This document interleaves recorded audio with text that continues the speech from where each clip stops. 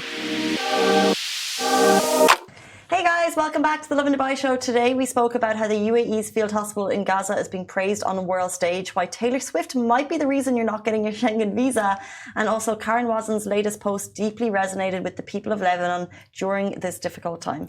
And so if you have missed the episode, you can subscribe to the Lovin Dubai show podcast wherever you get your podcast from and enjoy the show. Good morning, Dubai. Welcome back to the Lovin Dubai show, where we go through the top trending stories that everyone across the country is talking about. First of all, welcome back, Farah. You were very missed. Thank you. I actually missed the show, and I cannot wait to tell you guys about all of the exciting news for today. So our top story for you today, the UAE Field Hospital in Gaza has been praised by the World Health Organization for its critical care. As well, UAE Schengen visa applications rise by 20% due to Paris Olympics and, of course, Taylor Swift. We're talking about Karen Wazen's latest post, which resonates deeply with Lebanese expats during these difficult times. As well, unrealistic demands of this employee onboarding agreement. And later on in the show, we're very excited to welcome Dubai breast cancer warrior Lauren O'Connell, who shared her inspirational journey. She'll be with us at about 8:50. It's 305 days since the genocide began on October 7 in Gaza. The current death toll stands at 39,653. The number of injured people is 91,535, and 1.9 million people have been displaced from their homes.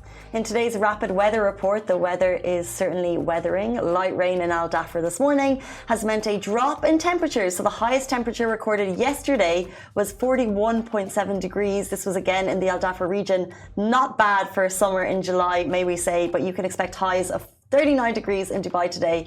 Highs and lows across our news this morning. We're going to jump in to a little topic I saw. It actually was sent to us via Yusuf, a former colleague, and it's about this couple who got married in Kuwait, and they married for a grand total of 3 minutes before she initiated the divorce. I mean, when I read the story, it seems crazy because the divorce happened because apparently the husband made fun of the wife on their wedding day because she tripped. And then she's like, I'm not doing this. He's making fun of me. Fine, I'm leaving. Bye. She just logged out of the relationship. You know what? We shared the story and we talk about it, but I'm just sad for them. You know what I mean? Like weddings are so important, they're a commitment, and you probably spent quite some time planning it, talking about it, your family's involved, everyone's involved, and when you get to that day, and then it just ends. I agree. We don't have enough of the backstory to really know what went into it, but I'm just sad for them. I agree with you because you know what? All I'm thinking when I read the story is how come she divorced him at the wedding day? Because of course, they both went through the engagement together. They knew each other beforehand. Maybe they were lovers before the engagement, right? So she must have known him. He must have known her too. And he must have just been himself. Fine, I understand that she probably felt very self-conscious because she tripped. And then he made fun of her, so she felt even more embarrassed and more self-conscious. But I don't think that's a good, solid reason to divorce someone. Yeah, I know. Think so. The thing is, this is a social media story shared by, we've seen it in multiple places, but Times of India reported it just 2 days ago. But we don't have the full context of the way if you're triggered by something, let's say today you're like, I hand in my resignation, you're gone. But the reality is it's probably not because of what happened today. It's probably because of what happened in the lead up to today. And weddings are so emotional. I agree with you. And that is why, people have or fall in the trap of bottling up their negative emotions and then maybe explode at a very inconvenient wrong time. So maybe if that was the case, maybe she should have, to other couples, to avoid that, it's better to address every problem, step by step. But still, it's very sad because what about a lot of money must have been put into the wedding, and as well a lot of people. The money though, money is Exactly, a lot of money, and I'm sure as well, like I know for a fact in Kuwait they make big extravagant weddings. Yes, I've seen some of them wild. Exactly, and a lot of people were invited and will probably be sitting like, oh yeah, waiting for the bride. Oh, here comes the bride. Oh yeah, never mind, she's not coming. Never mind, she's guys, she's gone. It does get the couple into the list of the shortest marriages in history, according to Listverse. 3 minutes, Kuwaiti couple top of the list. Britney Spears is apparently also on this list. 55 hours. Jason Alexander as well. Nicolas Cage is on it. Carmen Electra is on it. Pamela Anderson. Kim Kardashian didn't make the top 7. How long was she married for? She was married for 72 hours. Apparently. Okay, yeah. So disregard the list versus list. Thank you very much. Kim K. Yeah, I'm trying to see her. Yeah, it's for 72 days. 72 days. 72 days, not hours. Sorry, guys. I like the longest marriage ever. The longest marriage ever is 86 years, 9 months and 16 days. Congrats to Herbert and Zelmira. What an adorable union. That is actually that we can all learn from. Yeah, we should. And that is why, for example, in my culture, divorce is it's very rare to see Arab couples getting a divorce or breaking up.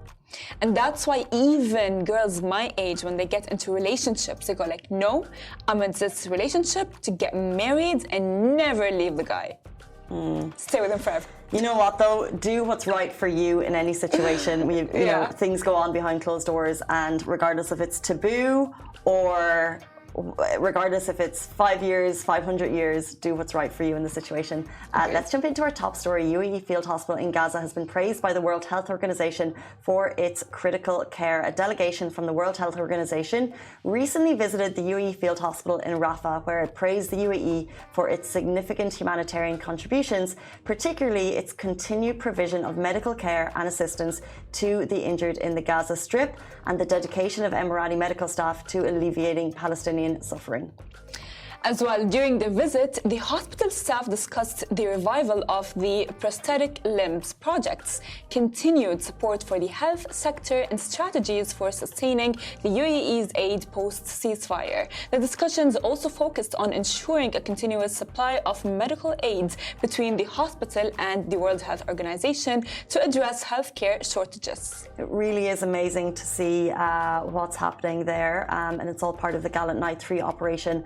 The World Health Organization continues to play a crucial role in supporting the region, and the UAE Field Hospital has already provided emergency aid, approximately 1 ton of medical supplies, wheelchairs and also crutches to address the severe shortages facing the healthcare sector there. We're monitoring the situation closely, but it's great to see the work that the UAE is doing being praised on an international level.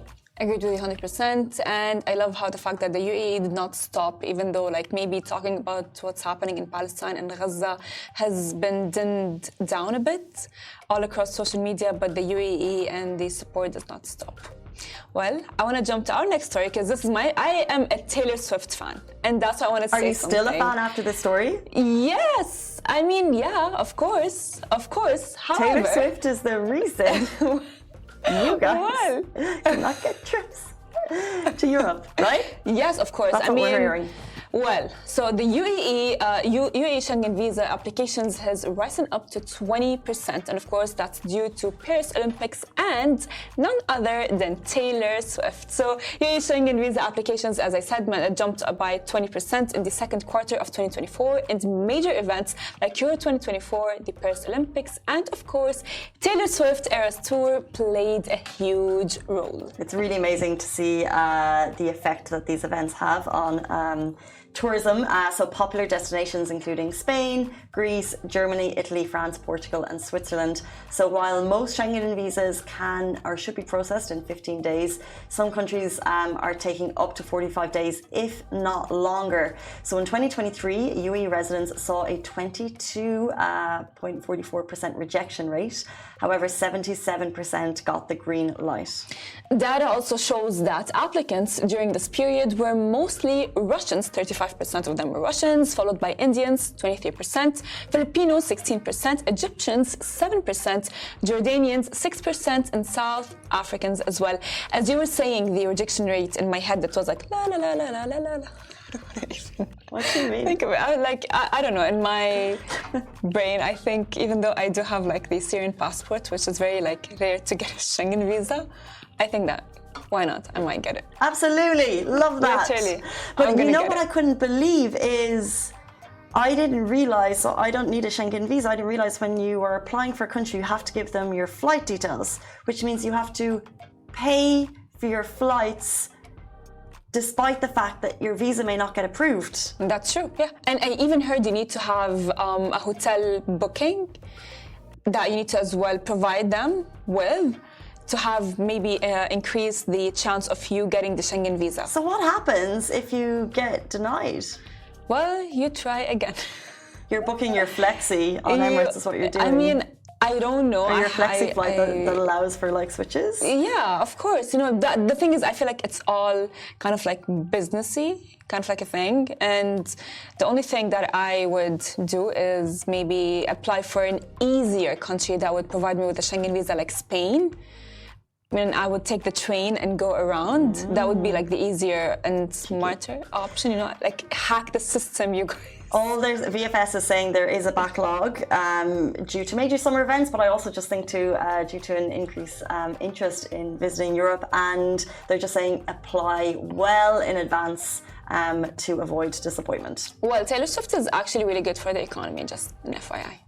For the countries that she visits. Yeah, exactly. For the country that she visits, and as well for people who are actually, you know, getting the Schengen visa and going to the Taylor Swift Eras tour. For example, the people who are getting it. Yes, exactly. I mean, we do have. I have like a couple of friends here from the office that are actually have gotten the visa and are actually flying all the way for the Taylor Swift Eras tour. I'd love to know how when they applied for the visa. Yeah, because could you imagine you get your Taylor Swift ticket and you cannot get the visa? That'd be very. I would be on to the visa services. I would be furious. The visa guy, help me out here. Okay, let's jump into our next story. Karen Wazen's post resonates deeply with Lebanese expats during these difficult times. So approximately 80 to 150,000 Lebanese people live in the UAE, mostly in Dubai, Abu Dhabi and Sharjah. However, right now their hearts are torn. Many have family at home, and following the Israeli strike hitting southern Beirut, many are asking the same question. Should we stay or should we go? Well, Dubai-based Lebanese influencer Karen Wazen shared her thoughts on Instagram, and it resonated deeply with many. She said, last week, like many other Lebanese who had decided to spend summer in Lebanon, we were faced with an ugly situation. Do we leave? We have children. Is it wiser to leave? What if we get stuck there? What if there is war? Would my children get traumatized and not want to go back to Lebanon? But what if nothing happens? What if it is more to talk about than anything? My family, I haven't gotten enough of them. My home, my Lebanon. We are meant to be there for another 3 weeks. My story opening, my grandma. So as you can see, there was a lot of back and forth. However, the family did decide to leave with a very heavy heart. Karen shared her update. She said she's grateful for her blessings, but she is devastated by the injustice bestowed on the Lebanese people. And this isn't just now, this has been ongoing. She said she hopes for a brighter future, and that being a child of the Middle East is knowing all too well what this feels like. Yeah. It is very sad because I've been to Lebanon and my grandma's actually Lebanese and so on. And I understand her wording and her saying, and leaving a country that you're born in and that it's home, is actually home. It's not easy. It's like leaving a whole different life. And of course, you know, when you would want to convince, let's say like the parents or in her case, in Karen's case, her parents, they will never leave home. That's the thing. They will never leave home. It's so challenging Literally. For many of the expat population here from Lebanon who are thinking of their family and thinking, could they come? Could they not? Do we get them visas? Do we get their flights? Will they even come? You know, and you've seen that conversation you know, it is an unstable time, let's be honest. And you know, we had conversations with our team who've got family in Gaza, and you know, the parents who had been through so much over the last 5 decades and then this time they're like, we have to leave now. Yes. But here it's like, is it just let's hope that it's talk and it doesn't go further than this. I really do as well, because however, it might be easier for younger adults, for young adults, and even adults in their 30s, 40s to actually leave a country. But for big, older people, it's not easy, because they go I'm not gonna leave this house. I own this house, and they probably live in places where they have their own trees of it's your people, it's your language, it's your culture, it's home. It's everything. It's you know everything about the country. You know everything about that's where you live, and having your life change 180 degrees at an older age is not something easy, and you cannot just be adaptable to that. So true. We're counting our blessings every day, and as Karen said, we also hope for a brighter future for the Middle East. Let's jump into our next story. Got a lot of talk yesterday. Well, unrealistic demands of this employee onboarding agreement. Let's talk about it. So, a Dubai-based company's employee agreement has stirred significant controversy, drawing widespread attention for its unusually stringent and controlling demands. The agreement, which has been circulating among industry professionals and on social media, is being criticised for its extreme and problematic conditions, prompting discussions about workplace rights and fairness. Now, some of the rules mentioned in the contract are: when using a printer for personal use, you have to pay 5 dirhams for the paper. And of course, there are more rules that just do not make sense. And there are a lot of comments. Some of them are like, this is modern slavery. Let's go in and say what the specifics are, right? So it's like, the key thing that we highlighted in the post is that if you're late once, you pay 5 dirham. If you're late multiple times, you pay 50 dirham. If you're late 1 to 2 hours, you pay 150 dirham. But then you look at it, it's also, they're working 6 days a week, 9:30 to 7 p.m. They're also working Saturdays. And the key one that got me was that your chair needs to be aligned after you leave. Look, I'd be broke. I'd be absolutely broke. And you have to put your glass back to the kitchen and wash it and put it back in the designated tray. Actually, we should do that. We do that. Look, we do that. I want to be the devil's advocate here, because I don't know, maybe because I'm a very disciplined person. I don't know. However, because why would someone be late all the time? You know what I mean? Just be on time. That's number one. Number two, maybe they work, fine, 6 days a week might look like too much, but what if they work in sales? The sales industry, all of the sales industry, they work 6 days a week. What if they work in real estate? What if they are in that, sector? Then that would make sense, because real estate, you're not working 6 days a week, 8 hours a day. You're not, you know what I mean? So and as well, I don't know, discipline is nice. I don't know. I love discipline. I agree with the comment that says discipline is key to success, and someone's like, oh, modern slavery. I don't know, just that's the two total opposites. Interesting. So Patty Joe says, well done, punctuality is so important and just does not exist in the UAE. I am the same as you in terms of the punctuality thing. I think it's so important, especially when you do this type of show. But when you read through this, it's clearly there's a lot of bugbears in there for the employers. So don't waste sticky notes. And to have that in your onboarding agreement, and then it's if you're absent without informing, you need to do this. And it's it would be very rare. It's very rare that people are absent without informing. So if they're needing to put this in, that would mean it's very common. So I'm imagining it's a bit of a flexi industry. Maybe it's real estate. They have a lot of employees, and their way to deal with it is extreme micromanaging. And I think this is a bit far. I don't think it will promote a workplace. I think it's you either probably make an example of people. That's true. But I don't think it's fair to have that, because that type of serious nitpicking, it's too far. I agree. You need to trust people, but then if it's happening consistently, then you need to deal with it. I think as well, with, as you said, this is very extreme micromanaging, because when micromanaging happens, the employee will feel like they do not want to do the work. So maybe there should be trust, because as well, I just read one that says, no food packaging to be placed in the office after me. See, that makes sense because like they want cleanliness. I just don't want True, I get it, but I think it's because they're doing it. It's like it's been happening, everything. But what you have to, for the majority, trust. And then if it's happening consistently with one person, then you know what I mean? Yeah, the funniest one is, the 9:30 a.m. viewing of like, I think an apartment or something, and attach a photo as proof. Yeah, exactly. Okay, because they're not coming into the office at 9:30, so they're saying they have a viewing, but they've dealt with so many issues, clearly, that they're like putting it all in, that they had to pull it all in. I agree. I think, these rules, maybe they should only be put not as the employee signing the contract, because then he wouldn't want to sign the contract. He would be like, what am I signing for? Slavery? Of course, that would be the first instance. And then they're going to be like, they're watched every second of the day, which is not really that cool. So I think maybe that these should be signed later on if they break the rules. Yeah. Because then it wouldn't make sense, but yeah.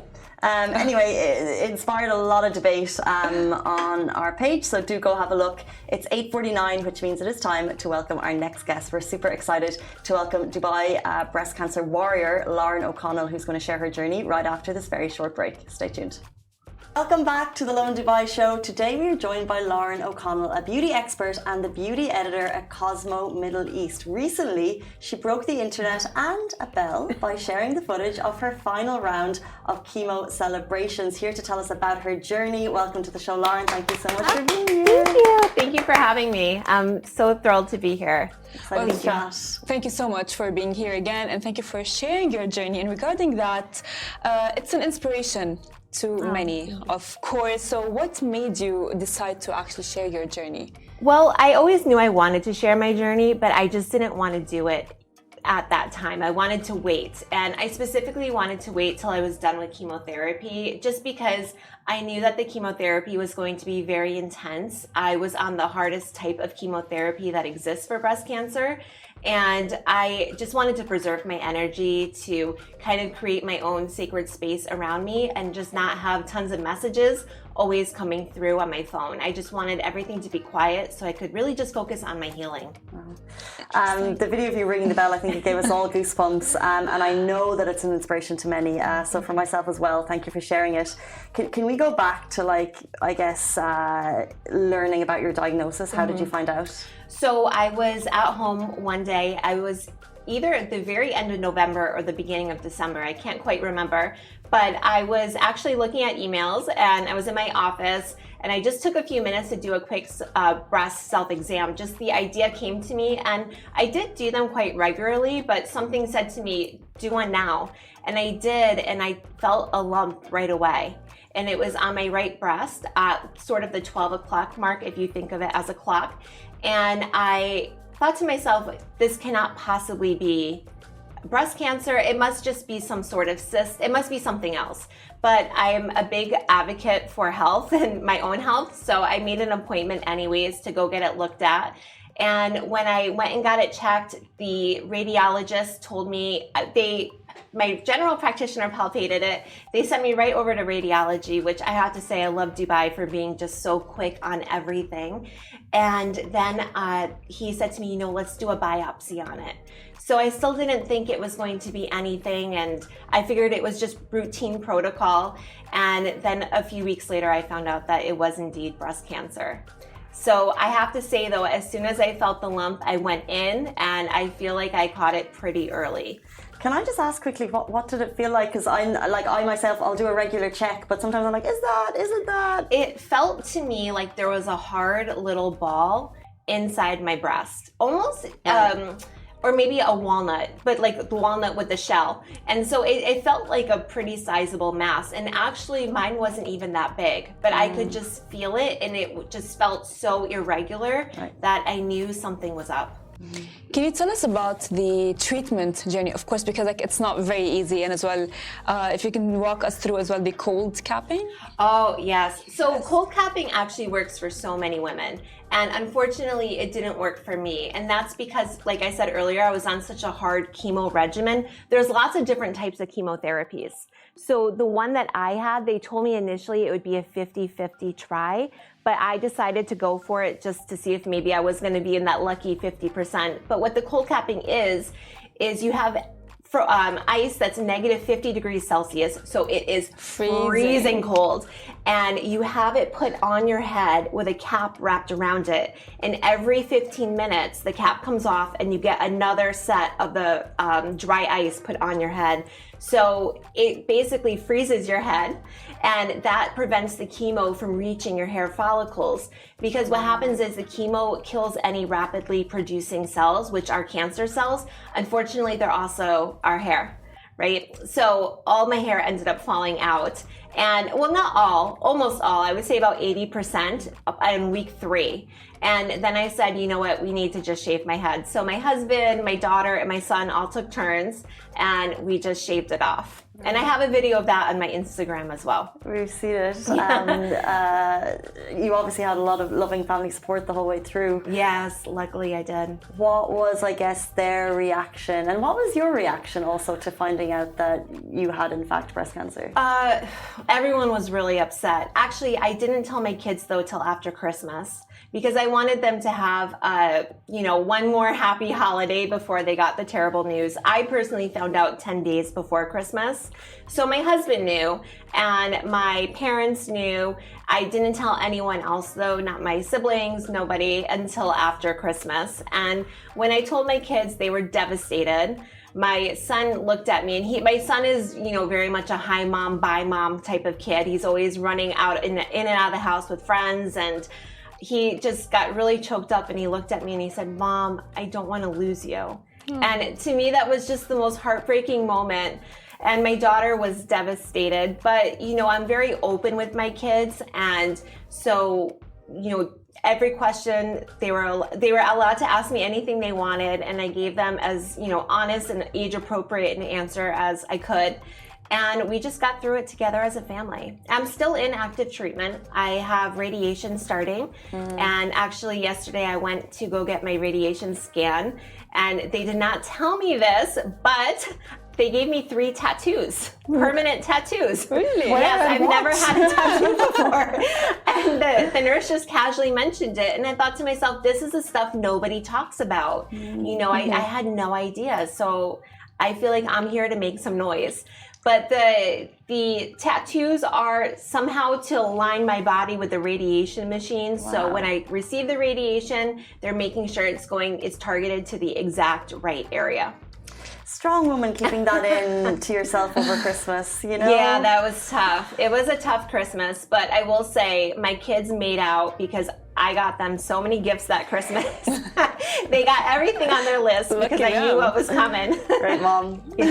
Lucky them. Yeah. Now, as well, I want to say something because you're so strong. Speaking of how strong you are, of course, I have heard multiple times that mindset is a huge factor in healing. How were you able to, I would say, keep like this positive outlook and handle the while handling all of the chemotherapy and so on? Every day wasn't positive. I had a lot of dark moments, but I knew that I could get through it. I had the great support system around me. I had a lot of peace around me. And I've just always had a positive mindset. Like, I love life. I love living. And I didn't want to stop living. So I just said to myself, this is something I can get through. And I know that I have the internal strength to do it. And there were weeks where I was just in bed. I was so weak. I could not get up. I was nauseous all the time. The medications were killer. They really were. I did say to my doctor at one point, if you give me one more of this, I think I might die. But, I just wore lots of sweatpants, comfy clothes, and I just didn't worry about anything else. I read a lot of novels. I meditated. I'm very spiritual. And I just got myself through it day by day. I also am about to launch a probably sometime between November, January, my own beauty brand. And it's something I've been working on for 2 years. I actually was going to launch it in May, but then because of the breast cancer, we pushed it back. So working on my beauty brand really gave me sort of like, it was like the pot of gold at the end of the cancer rainbow. So, you know, it was something I was working towards, a big goal, and it's sort of the next chapter of my life. And I felt that going through breast cancer was actually going to challenge me in so many ways that would make me a better CEO and a better brand founder when I do launch my big brand. Wow. Massive congratulations. We're very aware that we have like beauty expert with us on the show, so we are going to talk about beauty a little bit for sure. But I wanted to ask, do you have any tips for for example, if I know someone going through breast cancer, if my partner, for example, or if my mom, like, do you have tips for people to help you? Like, what helped you from people? Like, what was good, what was not good? So the best thing that I had was people constantly checking in on me. And even one of my girlfriends once, she sent me a voice note and she said, I have no idea what to say to you because I leave you a voice note every day, but I'm just saying that I'm thinking about you. And that just made such a difference to me. Yeah, because also some people, they don't know what to do or they get a little bit scared and they kind of back away. Yep. And I sensed that as well with some people in my life, but the ones that really just stepped in and were always present, even if it was just a text that said, hi, I'm thinking of you, or a voice note or whatever, it was just, it really was so comforting to me. And because I wasn't leaving my house at all, because my immunity, I had basically had the immunity of a newborn baby. There's so many side effects with the chemo, but one of them is that it just wipes out your immunity. So I couldn't leave the house. And if I did and I got really sick, it would push back my chemo program even more. And my goal, I just wanted to get it done as soon as I could. But, you know, so people just checking in on me that way was just such a great feeling. As well, I wanted to ask you, how were you able to actually keep it as a secret throughout and not go out for so long? Because I would, like, for example, like I'm trying to imagine myself in your position. I would be devastated. I would not know how to, it would take me a long time to process the fact that there is cancer and all of these things. I mean, how could you do it? You know, I was really resistant to it at first, and I gave my oncologist such a hard time about everything. And I said, you know, you're ruining my life. Like, I'm a social person. I'm always going out. And not only that, but just, you know, I gained so much weight from the steroids and just being basically lethargic all the time, but having a voracious appetite. And, you know, I was really resistant to it, and then I surrendered to it. And instead of, you know, fighting the fact that I basically had a complete life change, I accepted it. And I just started to stay in my house because I had no other choice. And I realized that I had so much more time with my kids. And as a family, we always play Mario Party together every night. So, you know, we just started doing things like that. And my kids actually said to me, we love having you home all the time. But, you know, of course, we don't want you to have cancer, but the kids were loving it. And I just kind of shifted my mindset. I knew it wasn't going to be forever, but it was going to be for just a little while. And why not just embrace it? Because I have no other choice. So I did. And it was difficult not going out. It was difficult not posting on Instagram all the time because before I was quite a poster. But, you know, I just accepted it and I said, I'll come back, and I'll come back with a bang, literally. And I did. And the time went by, and I just, you know, found out so many other things that I enjoy in life. And it actually really made me realize that going forward in my life, I'm really reprioritizing how I spend my time, where I give my time to. And before I was on the apps all the time. And, you know, they suck you in. They're kind of addictive in a way. And then I said to myself, you know, I'm still always going to be doing the apps because I love them, but I'm going to have better time management. Right. And, you know, so it really kind of shifted me in so many different ways. And I think that's what I was getting back to earlier. It's going to make me just a better beauty brand founder and, you know, CEO and all this sort of thing, because I just have different boundaries now in my life. Can you describe the moment, how it felt for you to ring that bell? Oh, it was fun. So I always do things big, and the hospital had never seen this before, but I had a party during my last infusion. I had balloons everywhere, Mardi Gras beads. I invited a bunch of my girlfriends. I mean, I decorated my IV pole. You know, I was putting the Mardi Gras beads on all the nurses, and they were like, what is this? And I love that so much. I love that so much. My husband, he saw the cold capping guy, because, you know, other women were getting cold cap on the floor. And my husband said, does everybody do this? And the man said to my husband, only your wife. But I mean, I made a cancer playlist. We had Spotify going. I had a cake made. I mean, I went all out. I even got new shoes, and they were very expensive. They're pink, and I love them. So when it came time to ring the bell, so my friends were there during the last infusion, and the nurse pulled out because it was through my chest. It was pretty intense. She pulled out the needle, and we were starting to celebrate. Then we went down to ring the bell. I had bought all those party popper type things, but they were the ones for, it's a girl, because they didn't have any breast cancer ones. Right. So, I gave everyone the party poppers. They did say for outdoor use only, and I said, well, let's just pretend we didn't see that. So when it came time for me to ring it, I'm a big fan of Selling Sunset, so I see how they ring the bell on that show, and I decided to have my moment, and I started ringing the bell. The bell's made for like a little ring, and I was just like going at it, and everyone's popping the things. There's pink everywhere, and the bell just fell into my hands, and I was like, oh, I broke their bell. So my daughter made fun of me because she's like, Mom, you put it right back on and kept ringing it. And I wanted to have my moment, and I did, and it was just so much fun. I felt too, like, symbolically breaking that bell meant I was never, ever, ever coming back. On you. Yeah. Love it. Well, you deserved it. Thank you. But I want to ask a question. If you would say, or if you can maybe give one and maybe a sentence or a word, what did cancer or breast cancer teach you? And what advice would you give people who are diagnosed with breast cancer? Cancer taught me resilience.